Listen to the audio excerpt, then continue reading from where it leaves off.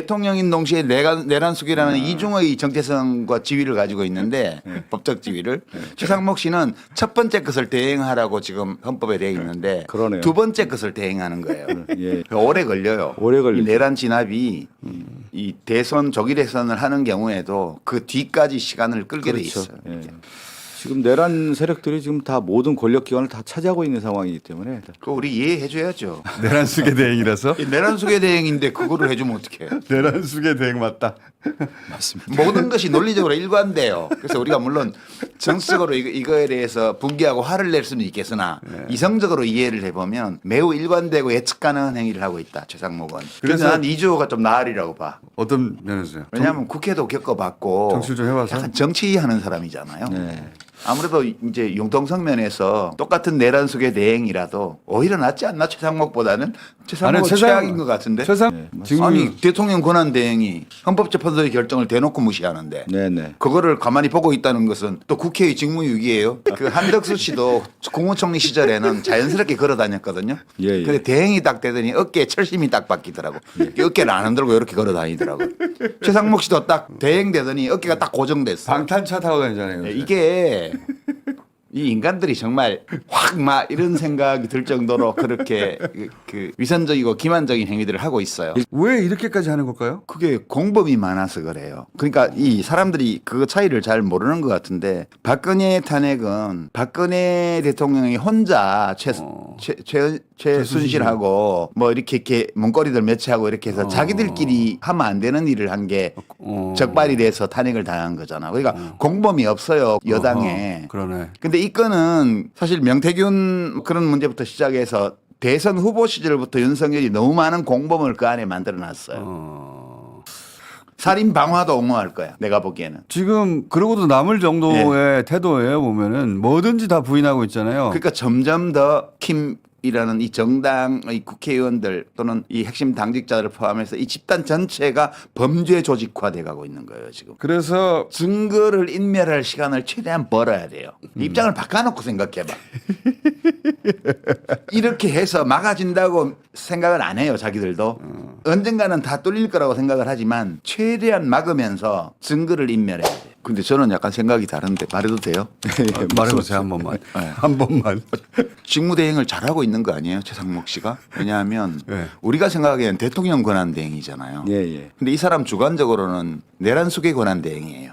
내란숙의 내란 수행하는데 그런 면에서 잘하고 있다는 왜냐하면 얘기예요? 윤석열 제가 씨가 깜짝 놀랐습니다. 대통령인 동시에 내란숙이잖아요. 예, 예. 그 대통령인 동시에 내란숙이라는 이중의 정체성과 지위를 가지고 있는데 법적 지위를 최상목 씨는 첫 번째 것을 대행하라고 지금 헌법에 되어 있는데 그러네요. 두 번째 것을 대행하는 거예요. 예. 그거 너무 당연한 행동 양식이죠.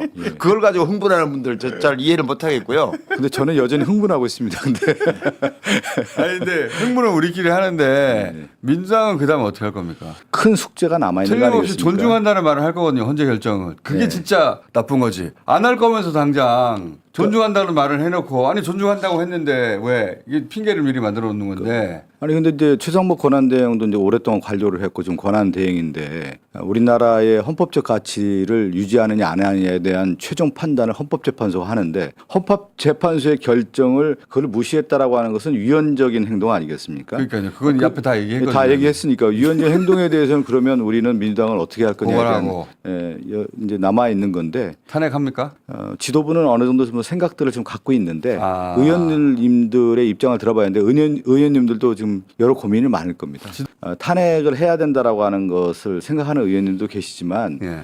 지금 전체적으로 볼 때 탄핵과 관련된 부담을 갖고 있는 의원님들도 좀 계시거든요. 그러면 그거에 대해서 이 탄핵을 한다고 그 다음에 나아지라는 보장이 없어서 뭐 그런 의견도 좀 있고요. 그다음에 이주호잖아. 예.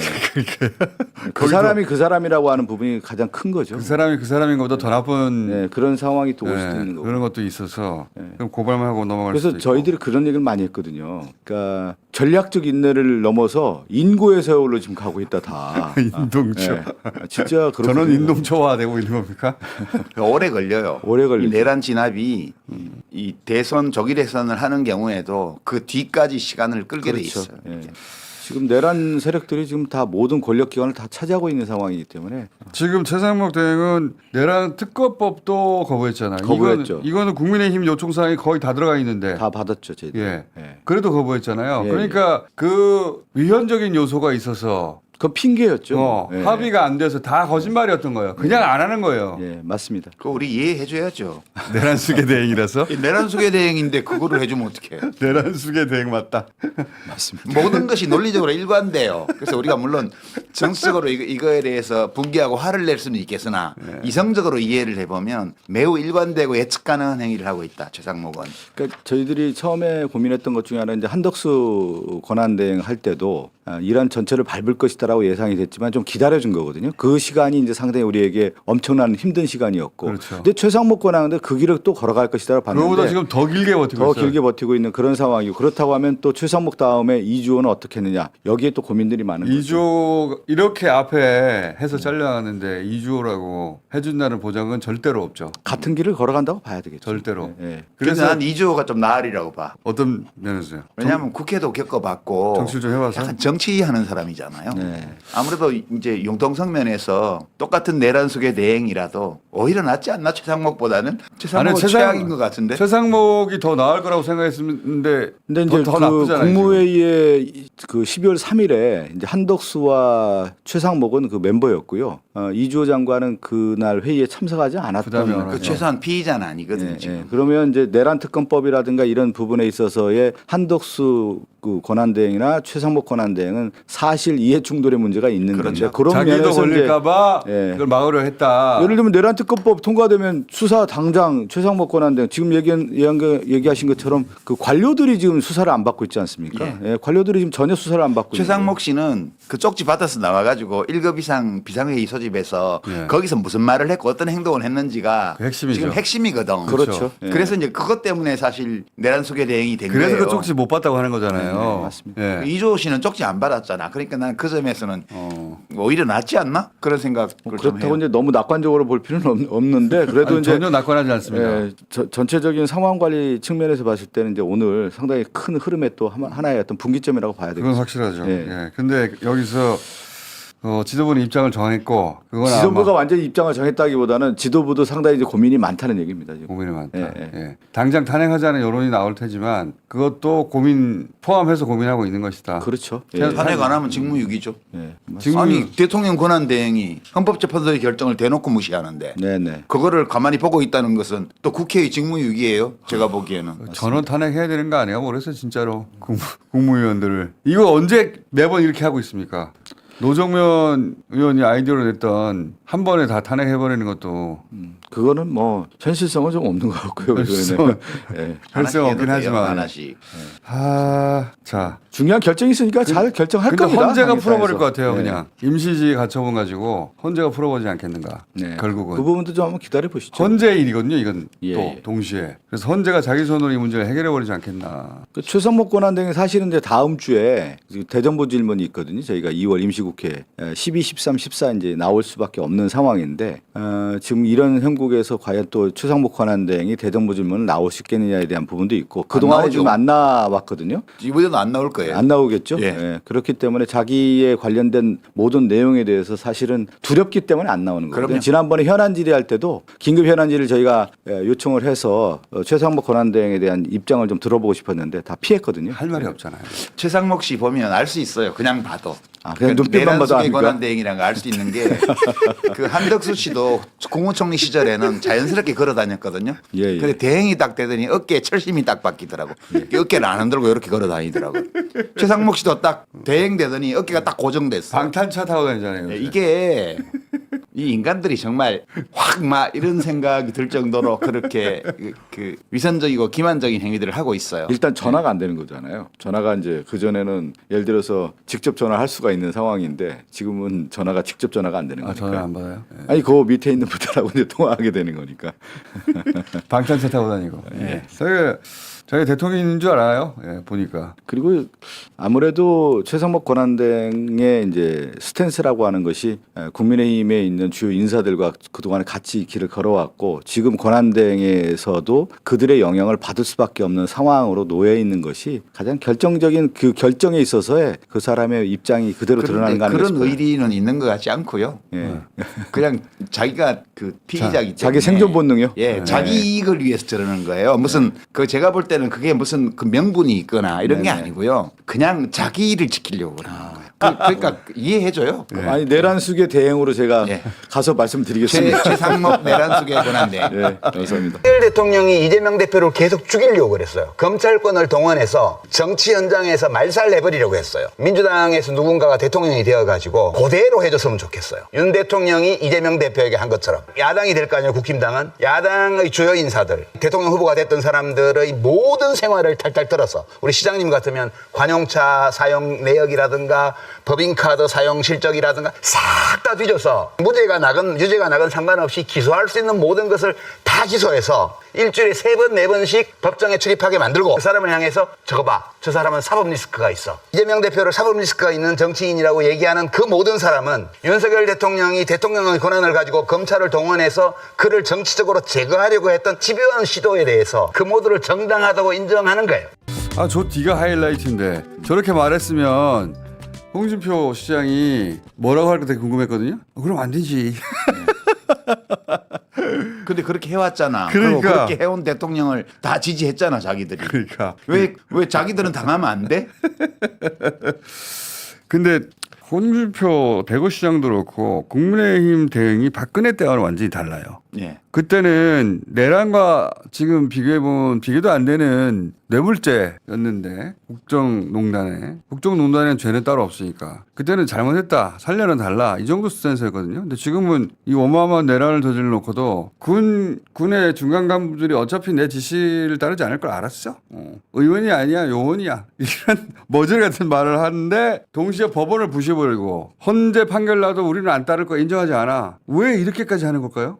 그게 공범이 많아서 그래요. 그러니까 이 사람들이 그 차이를 잘 모르는 것 같은데 박근혜 탄핵은 박근혜 대통령이 혼자 최순실하고 뭐 이렇게 문거리들 매치하고 이렇게 해서 자기들끼리 그 하면 안 되는 일을 한 게 적발이 돼서 탄핵을 당한 거잖아. 그러니까 공범이 없어요. 그 여당에. 그러네. 근데 이 건은 사실 명태균 뭐 그런 문제부터 시작해서 대선 후보 시절부터 윤석열이 너무 많은 공범을 그 안에 만들어 놨어요. 그러니까 이게 우익들이 원래 잘하는 게 나쁜 짓을 할 때 함께 하는 거야. 함께 해놓으면 그렇지. 예, 그거 나중에 문제가 되어도 배신을 못 해요. 그래서 너무 많은 공범이 있기 때문에 이 일이 벌어지고 있는 거죠, 지금. 아, 매우 일리 있다. 왜냐하면 박근혜 때도 현직이었는데 예. 지금 현직이고 현직이기 때문이다만으로는 설명이 안 되는. 그렇죠. 그러니까 그 이 범죄의 성격이 달라요. 그러네. 저쪽은 개별 범죄고 이쪽은 조직 범죄야. 요거는 아무도 얘기하지 않은 대목이다 이때까지. 오라이. 이해가 되잖아요. 국힘당 의원들이 저러는 게. 내라도 그럴 것 같아. 윤석열이 가면 김건희가 가면 나도 같이 딸려 들어갈 수 있다. 그렇죠. 이 공포가 지금 지배하고 있다는 거잖아요. 그럼 여기서 막아야지. 이 뚝이 무너지고 나면 여기서 큰 물이 지면 그 다음 뚝도 다 무너질 거 아니에요. 그렇다고 법원 폭동까지 간다. 이거는 상상하기 힘든데 여기까지는 어떻게 갔다고 생각하십니까? 그거는 법원 폭동을 직접 국힘당 의원들이 일으킨 게 아니고 아니죠. 그 일으킨 사람들을 비호하고 있는 거잖아요. 그러니까 부추긴 셈이고. 그렇죠. 그 자기 이익 수호라는 관점에서 일관된 행위예요. 하나도 놀랍지 않아요. 살인 방화도 옹호할 거야. 내가 보기에는. 지금 그러고도 남을 정도의 태도예요. 보면은 뭐든지 다 부인하고 있잖아요. 그러니까 점점 더 국힘이라는 이 정당의 국회의원들 또는 이 핵심 당직자들을 포함해서 이 집단 전체가 범죄 조직화돼 가고 있는 거예요. 지금 범죄 집단화돼 가고 있는 거예요. 진짜 이게 희한한 현상인데. 예전에는 이렇게 말하면은 너무 심한 말이라고 그렇지. 할 텐데 지금은 그렇게 말할 수밖에 없어요. 네. 아니 법원을 깨부셨는데 막 선물을 주고 잘한다 하고 있고 아니, 애국지사라고 말하고 젊은이들이 한 거니까 너그럽게 해줘야 된대. 그러면 10대 20대만 모아갖고 그냥 국힘 쳐들어가서 당사자 때려 부셔도 그러면 봐줄 거야? 야. 말이 되는 얘기를 해야지. 이자들은 정말 윤석열의 복귀를 원할까요? 아니죠. 아니죠. 복귀 못한다는 거 알아요. 그러니까 더 그러는 말이에요 네. 지금. 예. 그렇지만 최선을 다해서 이렇게 해야 윤석열 혼자 잡혀가는 걸로 끝나지. 잘못하면 특검이고 뭐고 이래가지고 여파가 계속 오면 자기들이 연루돼 있는 조직범죄까지 다 드러날지 모르잖아. 그리고 이렇게 해야 바로 이어질 대선에서 지지자들이 계속 흩어지지 않고 그들을 끌고 갈 수 있다 이렇게 생각하는 거죠. 그렇죠. 그래야 이제 요 100 몇 개의 의석을 가지고 이제 계속 저항할 수가 있죠, 국회에서.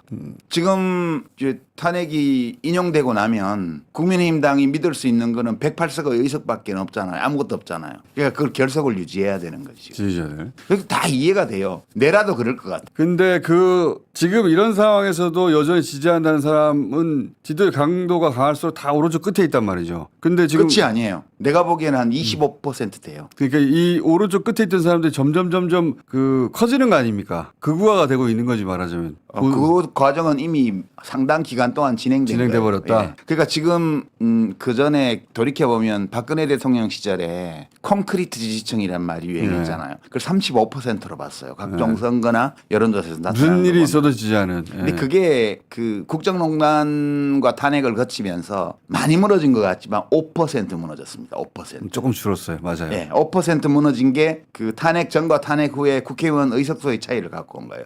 원래는 123대 122였어요. 2016년 총선 때. 맞아요. 지지율은 차이가 없었고요. 한석 차이에서 한석. 지지율은 그 비례대표 지지율은 그 당시 국힘의 전신인 정당이 조금 더 높았고요. 맞아요. 그리고 국민의힘 당이 중간에 국민의당이 중간에 국민의당, 있었고. 안철수. 123대 122로 한석 차이로 됐는데. 문재인 당대표 시절. 예, 이 국정농단 사태를 겪고 나서 5% 차이로 벌어지면서 이 비례대표 득표율이 네. 그러면서 이제 그 180석을 민주당이 하게 된 거예요. 그렇죠. 지난. 그리고 이제 그 구조가 지금 계속되어 왔다가 지금 이번 총선에서 작년 총선에서 또 확인이 됐고 네. 그리고 지금 이 사태의 이제 여론조사 데이터를 가만히 들여다보면 5% 정도 더 줄어든 것 같아요. 실제로 줄어들었고. 예, 그래서 한 25%로 봅니다. 그러니까 윤석열 말을 믿을 수 있어라고 주장하고 실제 믿건 안 믿건 상관없이 그렇게 우기고 나가는 그런 정서적인 어떤 지적인 상태에 있는 유권자 집단이 전체의 25%. 콘크리트라고 할 수 있는 게 25%. 예, 5% 깨졌다는 거는 대단한 거예요, 또 이게. 대단한 거죠. 예. 5%는 뭐 거의 모든 선거로 좌우지할 수 있는데. 자, 그럼 윤석열 복귀는 바라지 않아요. 하지만 가만히 있으면 특검 되고 그다음에 구인 처리되고 막 신속하게 딱 진행이 되면은 자기들도 다 딸려 들어간다. 그렇죠. 비아폰 서버 털리고 막 그러면. 그래서 증거를 인멸할 시간을 최대한 벌어야 돼요. 입장을 바꿔놓고 생각해봐. 이렇게 해서 막아진다고 생각을 안 해요, 자기들도. 언젠가는 다 뚫릴 거라고 생각을 하지만 최대한 막으면서 증거를 인멸해야 돼요. 탄핵이 인용되면 어떻게 나올까요? 지금은 휩쓸어 버리자는 얘기까지 하는데. 탄핵이 이제 인용되면 그 다음에는 이제 무슨 명예회복을 위해서 계속 투쟁한다 이렇게 나오겠지. 아니 이게 이 구속영장 집행되니까 바로 법원 쳐들어갔잖아요. 예. 그런 것처럼 저는 헌재를 공격할까 봐. 이제는 경찰이 다 막아요. 우리 반세기 동안 훈련된 경찰이에요. 우리나라 경찰이 이 시위 진압에. 자. 그리고 맛을 한번 봐야 돼. 저쪽 사람들도. 네. 탄핵이 인용되면 저는 근데 헌재 재판관에 대해서도 걱정합니다. 헌재 재판관들 개인 신변에 대해서도. 그 우리나라 요인 경호법이 있습니다. 요인 경호법으로. 예, 대통령 경호에 관한 법률만 있는 게 아니고 요인 경호법이 있었어요. 그거에 입각해서 경찰이 다 요인 경호를 할 겁니다.